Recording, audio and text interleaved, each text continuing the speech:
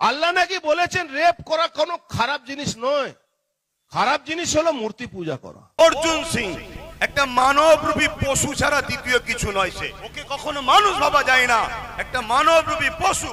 উত্তর প্রদেশে আইলাম মোহাম্মদ রসুল লিখাতে মেরেছে, পিটেছে, আন্দোলন করছি ভালো কথা, কিন্তু এই বাংলায় যখন কেউ বলে কোরআন মিটে যাবে, শেষ হয়ে যাবার উন্নতি মিটবে না, তার আন্দোলনটা কবে হবে? এই বাংলায় যখন কেউ কাউকে বলবে যে অমুক আমাদের আল্লাহ, খুলে বলছি, খুলে বলছি, বলবো কত দুদিন 3 দিন আগে সম্ভবত মুর্শিদাবাদে কোন একজন মহিলা আর একজন এমএলএ, মুসলিম এমএলএ কে আল্লাহ বলছে। এই ভিডিওটা দেখেছেন? জোরে বলুন দেখেছে? যে ইস্যুগুলো আছে, এই ইস্যুগুলোর ওপরে কিছু কথা বলবো। এর পাশাপাশি আরো দুটো ভয়ানক ইস্যু অলরেডি গতকাল পরশুর মধ্যে হয়ে গেছে, যেটা ব্যানার তৈরি করার আগেই হয়েছে। তার মধ্যে একটা আমার জোনায়েদ ভাই শুধু একটা ইশারা দিয়েছে, সিং। আরে সিং কি? অর্জুন সিং একটা মানবরূপী পশু ছাড়া দ্বিতীয় কিছু নয়। সে আপনাদের মানতে অসুবিধা আছে? মানবরূপী একটা পশু। ও সুরাতে সকলে দেখতে মানুষ, কিন্তু ওর খসলত, ওর আখলাক, ওর কথাবার্তা সবসময় হিংস্র। সবসময় কি করে দাঙ্গা লাগবে, ফিতনা হবে, বিদ্বেষী হবে। ওকে কখনো মানুষ ভাবা যায় না, একটা মানবরূপী পশু। সে আজকে কিভাবে একটা সমাজের শান্তিকে বিঘ্ন করছে, এই বিষয়টা আজকে নতুন ফিতনা। আর এর থেকে আরো একটা ফিতনা, সেটা হলো মানুষকে আজকাল আল্লাহ বলে ডাকছে। শুনছেন তো নাকি? এই বিষয়গুলো নিয়েও আমি সংক্ষেপে বলবো। ট্যাক্স দিয়ে বাস করি, কারো খেয়ে বাস করি না। দেশকে ভালোবাসি, দেশের সংবিধানকে ভালোবাসি। বাকি যারা দেশকে ভালোবাসবে মাথায় রাখবো, যারা দেশের সংবিধানের নয়, দেশের নয়, জুতোর তলায় রাখবো, সে যেই লাট সাহেবই হোক না কেন। এটা আমাদের আদর্শ। এই আদর্শ তৈরি করুন। সে যে ভিআইপি হোক না কেন, যে আমার দেশের নয়, সংবিধানের নয়, সে আমাদের জুতোর তলায় থাকবে। রাজি আছেন না? নাই? হ্যাঁ, দেশের ওপরে কেউ নয়, সংবিধানের ওপরে কেউ নয়। তুমি জেলার সাহেবই হতে পারো, তুমি যদি বড় ধর্মগুরু হও, ইসলাম ধর্মের স্কলারও হও, তুমি যদি আমার দেশের বিরুদ্ধে যাও, সংবিধানের বিরুদ্ধে যাও, তোমার সাথে আমাদের কোনো সম্পর্ক থাকবে না। ঠিক না বেঠিক? কারণ এ দেশবাসীর রক্তের বিনিময়ে স্বাধীন হয়েছে। আজকে সে দেশে তুমি তোমার রাজনীতির রুটি শাখার স্বার্থে এমন ফিতনামূলক কথা বলছো, যেখানে একটা বিশেষ ধর্মকে টার্গেট করা হচ্ছে। সমাজের মধ্যে সরল পিরান মানুষগুলো তোমাদের এই নোংরা বক্তব্যের জন্য একটা বিশেষ সম্প্রদায়কে ঘৃণার নজরে দেখবে। আগামী দিনে ঘৃণা একটা দাঙ্গাতে পরিণত হবে। এই দাঙ্গা একদিন দেশকে টুকরো টুকরো করে দেবে।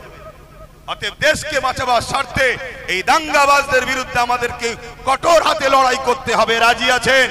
হাত তুলে বলুন রাজি আছেন। যদি জীবন লাগে জীবন দিতে পারবেন, রক্ত রাখলে রক্ত দিতে পারবেন, দেশের জন্য অর্থ দিতে পারবেন।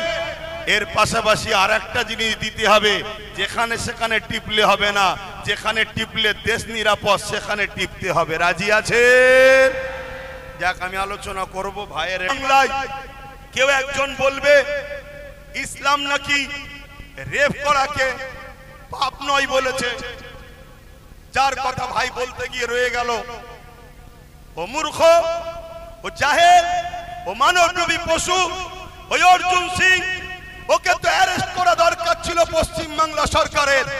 পশ্চিমবাংলা সরকার ওকে অ্যারেস্ট করবে না কেন? ও তো টিএমসির লোক ছিল। টিএমসি থেকে বিজেপিতে শুধুমাত্র মুসলমানদেরকে ভয় দেখাবার জন্য গেছে। হাকিকাতের ভেতরটা এখনো টিএমসি আছে। কাল যদি ও আবার টিএমসিতে আসে, রাজ্য সরকার ওকে আবার নিয়ে নেবে।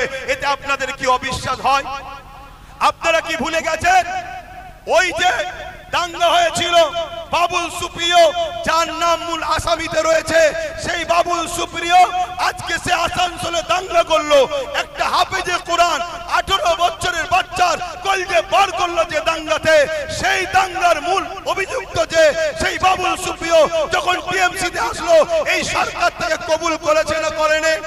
জোরে বলুন, করেছে না করেনি? অথচ আমরা দেখতে পাচ্ছি এই সমাজের কোন একটা বোন, কোন একটা মেয়ে মুসলিম মেয়ে আঞ্চলিক ভাষায় বলেছে মমতার স্বামী নেই। কি বলেছে? মমতার আঞ্চলিক ভাষায় স্বামীকে কি বলে? বলুন বলুন।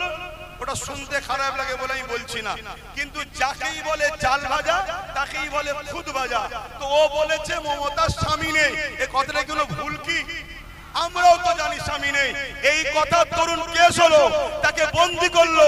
যে বেঈমান মালাউনটা ওই মুসলিম মেয়েটাকে কেস করেছে, ওই বেঈমান মালাউন জাহান্নামের কুকুরটা আজকে অর্জুন সিং এর বিরুদ্ধে কেস করবে কি?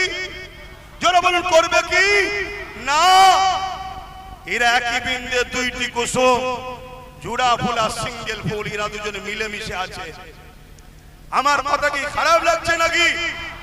আজকে উত্তরপ্রদেশের নিয়ে প্রতিবাদ করছো, ভালো জিনিস করো, কিন্তু এই বাংলায় যখন মানুষের ঘর ভাঙা হয়, ইফতারকে ফেলে দেওয়া হয়, কল তুলে নেওয়া হয়, কেস দেওয়া হয়, মিথ্যা মামলা দেওয়া হয়, গেজার কেস দেওয়া হয়, তার বিরুদ্ধে আন্দোলনটা কবে করবে? তুমি দূরের আন্দোলন করতে পারছো, উত্তরপ্রদেশে আইলাম মোহাম্মদ রসুল লিখাতে মেরেছে পিটেছে, আন্দোলন করছো, করছি, ভালো কথা, কিন্তু এই বাংলায় যখন কেউ বলে কোরআন মিটে যাবে, শেষ হয়ে যাবার, উন্নতি মিটবে না, তার আন্দোলনটা কবে হবে? এই বাংলায় যখন কেউ কাউকে বলবে যে অমুক আমাদের আল্লাহ, খুলে বলছি, খুলে খুলে বলছি, বলবো? এই বলবো? খুলে বলবো না রেখে বলবো? কারা কারা শুনতে চান হাত তুলে বলুন। এই বাংলার নির্মল মাঝি বলে একটা এমএলএ আছে, সেই এমএলএ মমতা ব্যানার্জিকে বলছে আমাদের আল্লাহ। এর প্রতিবাদটা উলামারা করেছে, এর প্রতিবাদটা করেছে। কেন করলেন না? কেন করলেন না? এই প্রতিবাদের দরকার আছে না নাই? এক সপ্তাহ 1.5 সপ্তাহের মধ্যে আপনাদের এই উত্তর 24 পরগনা এর বিরুদ্ধে প্রতিবাদ হবে, ব্যানার তৈরি করে। আপনারা যেতে রাজি আছেন? রাজি আছেন?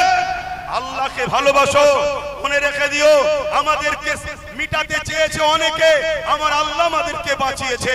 যখনই কোনো নতুন প্ল্যান করে খোদার পক্ষ থেকে এমন ভয়ানক দুর্যোগ হয়, সেই দুর্যোগ দেখে মানুষ দিশেহারা হয়ে যায়। আল্লাহ আমাদেরকে এখনো বাঁচাচ্ছে। তাই বলবো, তোমাকে আমার পছন্দ কি জানি না, কিন্তু আমি কিছু ভুল বলছি? গত 2-3 দিন আগে সম্ভবত মুর্শিদাবাদে কোন একজন মহিলা আর একজন এমএলএ, মুসলিম এমএলএ কে আল্লাহ বলছে। এই ভিডিওটা দেখেছেন? জোরে বলুন, দেখেছেন? তোরা রাজনীতি করছিস, করগে যা, আমার ধর্মের উপরে বারবার আঘাত দিবি কেন? কেন আমার আল্লাহকে নিয়ে টানা হবে? কেন আমার রসুলকে নিয়ে টানা হবে? কেন আমার কোরআনকে নিয়ে টানা হবে? কেন আমার দ্বীনকে নিয়ে টানা হবে? যেখানে সংবিধান বলছে কারো ধর্মের উপরে আঘাত দিও না, তোমরা বারবার আমার আল্লাহকে, আমার রসুলকে, আমার দ্বীনকে টার্গেট করছো কেন? ওরা দেখছে মুসলমানদের হাতে তো কোনো পাওয়ার নেই, মুসলমানদের বলার কোনো লিডার নেই, মুসলমানদের বলার কোনো লোক নেই, এই জন্য ওরা আমাদেরকে টার্গেট করেছে।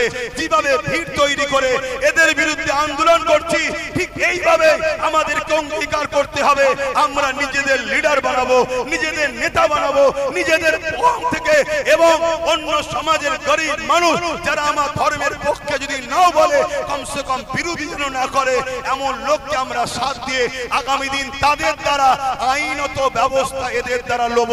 এই ঐক্য হওয়া দরকার আছে না না? জোরে বলুন, আছে না না? আজকে এই মাঠে আমাদেরকে কেন আসতে হবে? কেন আপনাদেরকে কাজ কাম করে এখানে এসে বসতে হবে? কেন আমাকে ফুরফুরা শরীফ থেকে গাটের পয়সা খরচ করে প্রোগ্রাম তৈরি করে আপনাদের সামনে চিল্লাতে হবে?